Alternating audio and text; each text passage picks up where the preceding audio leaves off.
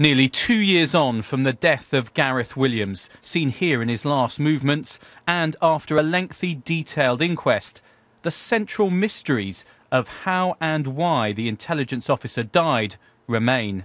Today, the policewoman leading the inquiry made it clear the investigation goes on. The inquest has raised several new lines of inquiry, and the investigation will now refocus and actively pursue all the evidence heard and all the new lines of inquiry.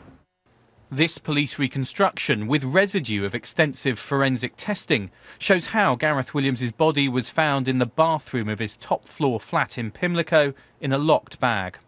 Could he have got inside and locked it himself? Experts gave evidence in court, and this video was shown of them trying. One of them told the BBC afterwards what he thought. I've tried hundreds of times to lock myself inside this bag and couldn't. Even Houdini would have struggled with this one. Someone else must have been involved. The coroner today gave her conclusion. I'm sure that a third party placed the bag into the bath and, on the balance of probabilities, locked the bag, she said. I'm satisfied on the balance of probabilities that Gareth was killed unlawfully. So was Gareth Williams' death linked to his work or his private life?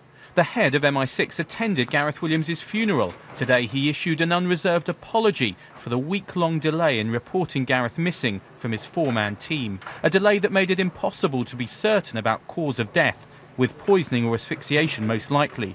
The family made clear their distress at this today in a statement read by their solicitor. Our grief is exacerbated by the failure of his employers at MI6 to take even the most basic inquiries as to his whereabouts and welfare. With no evidence linking his death to his work, was it his private life? Large amounts of women's clothing were found in his flat, but the coroner said this was probably linked to an interest in fashion. She said a small number of visits to bondage sites were also not significant. Many questions remain unanswered. These include, if there was a third party, why were there so few traces found in the flat? Why was one of Gareth Williams' phones wiped hours before he died? And did police get all the relevant material from MI6?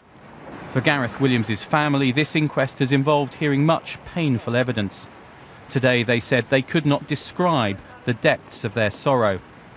And after all the intrigue and conspiracies, Gareth's death remains both tragic and unresolved.